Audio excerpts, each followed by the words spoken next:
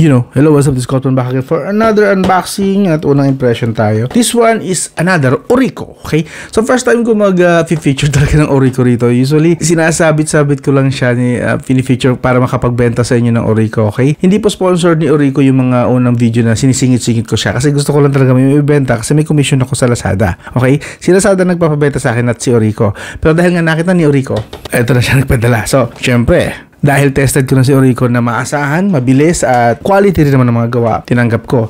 Pero this one, hindi pa rin naman po bayad. Sabi lang naman, i-feature ko, depende sa akin, i-test ko, and mabilis daw talaga to hanggang 2 gigabits per second. Actually, 20 yata. 20 gigabits per second. Read speed, 2 gigabits per second. Mabilis, 1 terabyte portable SSD M20. So, sa mga naghahanap po ng portable storage, external storage para sa Windows, Mac, Linux, and Android, pwede po ito. Yes, Android, Linux, Mac, pwede po. Hindi lang Windows.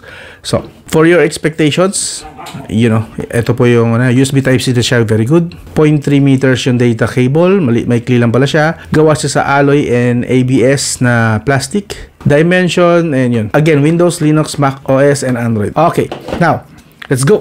Start na natin. Mabilis lang to kasi titest ko lang siya agad diretso sa yung speed niya, kung gaano nga ba siya kabilis. So, yeah, baka this time talaga maikli lang tong video na to. Maikli nga ba? Ikaw ang gumagawa ng video? Usually naman, wala namang maikling video sa iyo eh. Totoo yan. Pero, try pa rin natin. Kasi I don't think marami pa akong pwedeng sabihin dito except sa, yeah. Okay, coding tour. Teka, may kasama pa yata to. Okay. Uy, I like it. In fairness ang kapal nung kanyang USB cable. Makapal po sa normal kaysa sa normal. To give you some idea, ito po yung normal ko na charging cable. At ito naman ang cable ni Orico. See the difference? Ang laki. Makapal ko sa makapal. Again, ito yung normal na charging cable. This is the Orico data cable. Ha! Dito pa lang kita mo na, alam mo na. Quality. Meron tayong parang, ang tawag sa ganito, lanyard. And then, meron pa may nakikita pa. Uy, ay, parang jelly case, parang sa smartphone. At meron ding manual. So, we have manual, jelly case, parang smartphone lang. Jelly case, parang nga naman hindi, magasgasan ng something. First time daw natatawa ako. Kasi first time to, meron jelly case para sa external SSD. Ang kulit. Kaya, syempre, ilalagay na natin para cute. So basically, ang kasama sa box ay yan. Okay. Take note din pala, may kasama na siyang OTG. Yes, kasama na ang OTG. Type-C and Type-A. Hanggang, USB 3.0 kulay blue. High speed nga ito. So supported siya. Both Type-C and Type-A.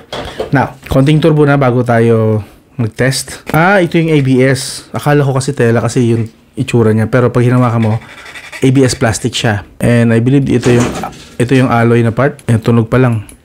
Bakal. Alloy nga siya.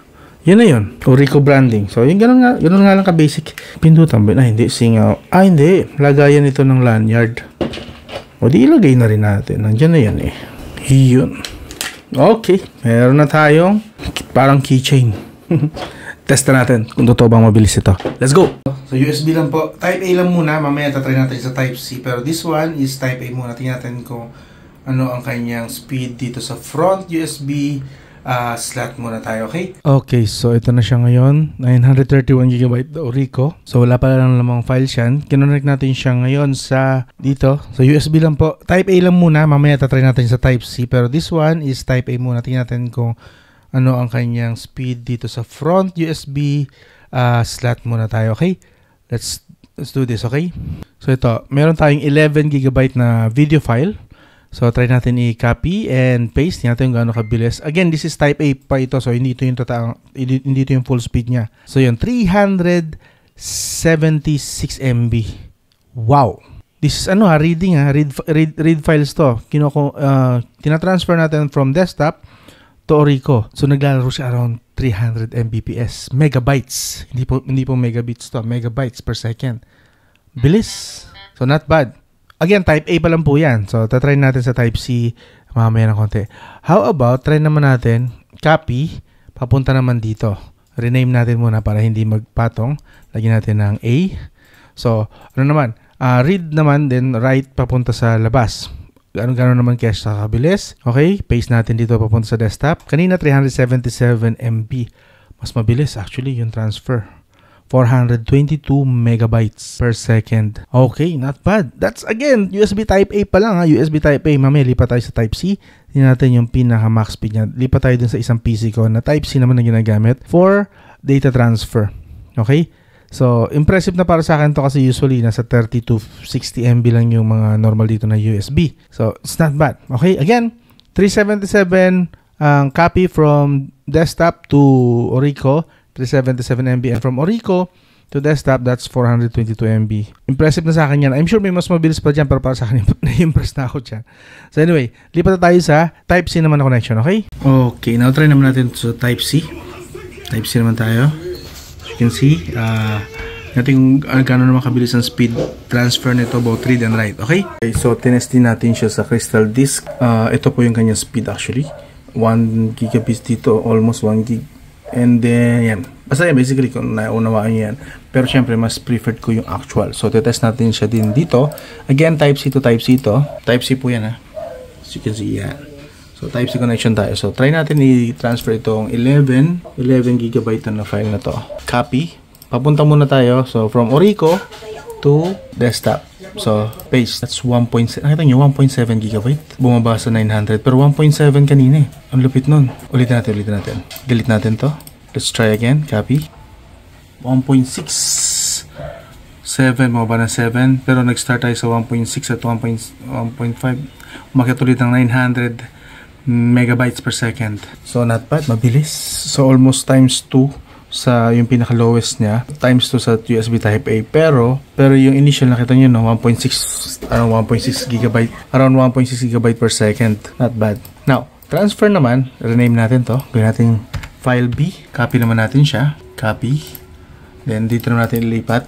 Tingnan natin gaano kabilis naman yung transfer speed from desktop to USB Type C na Orico, around 600 megabytes per second. So, mas mataas lang ng 50%. Actually, mas mataas ka ng 50%, no? Kasi kanina, ang transfer speed ay 400 MB sa Type A. USB Type-C, umakyat tayo ng 600 plus. So, 50% mahigit yung inakyat niya actually na speed. So, mas mabilis siya sa Type-C. Okay? So, kayo na mag-decide. Okay ba? Solid ba yung bilis o nakukulangan pa rin kayo? Anyway, magiging isa na to sa mga main storage ko, external storage, this one, the Orico M20. Iwan ko yung link dito sa video description ha. Balik tayo sa mismong balik tayo sa studio. Now, try naman natin sa storage para sa smartphone. Okay, this is Samsung S23 Plus. Okay, so check natin kung madidetect siya. Yun, nadetect. So you can see 1 terabyte. So, nadidetect po si Orico ng smartphone. Now, andito yung file mismo. Hanapin natin ito. This is around 12 gigabyte. So, try natin i-transfer ito sa papunta sa smartphone muna. Tingnan natin kung gaano kabilis. Again, this is 12 gigabyte po ha, na storage. Copy. Punta tayo sa internal. Now, copy natin dito. Again, this is 12 gigabyte ha. Again, yan po kabilis. 12 gigabyte na file.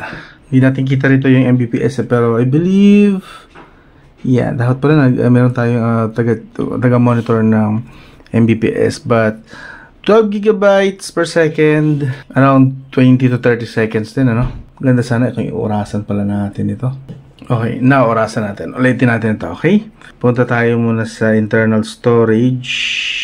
Okay, again, this is test file C. Start tayo, copy, game natin para makita natin yung gano'n siya kabilis. Again, this is a 12 gigabyte file size. Mukhang nasa 30 seconds nga. Mukhang tama nga yung tansya ko. 12 gigabyte po Kung mas maliit ang file size nyo dyan, which is madalas gano'n nga, mas maliit. Kasi bihira siguro sa inyo may mag-transfer na ganito kalaking size. And 30, 31, 32.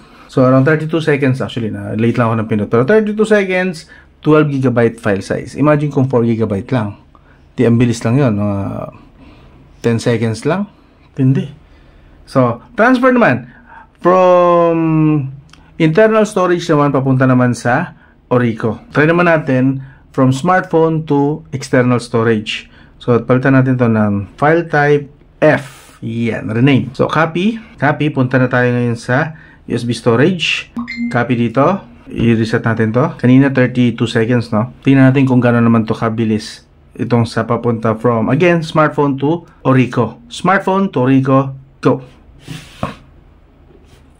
30 seconds. So, mas mabilis ng 2 seconds from smartphone to Orico. Okay? Mas mabilis actually. So, basically, that's 12 GB ha. 12 GB file size. Double check natin para hindi tayo nagkakalokohan. 12 GB file size.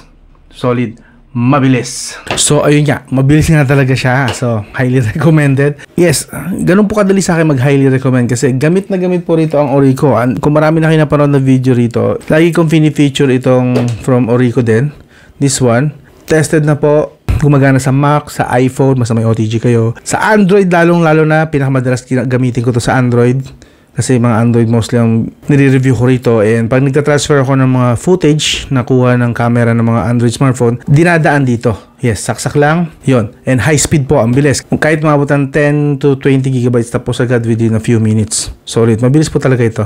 This one. Okay? But this one is a Type-C version lang. Well, this one, meron siyang adapter for both Type-C and Type A and USB 3.0 pa. So, yeah. Para sa akin, I can sobrang easy lang i-recommend kasi nga gamit na to, isang taon na to mahigit sa akin, isang taon ko na nire-recommend, isang taon ko na binibenta sa inyo. Pero this one, hindi po sponsored ni Orico yung kung saan ko siya binabanggit ng paulit-ulit. Hindi po. Sa Lazada lang po yung gusto ko lang makabenta sa inyo nito kasi may commission ako na 6 pesos kay Lazada. So, si Lazada yon, not Orico.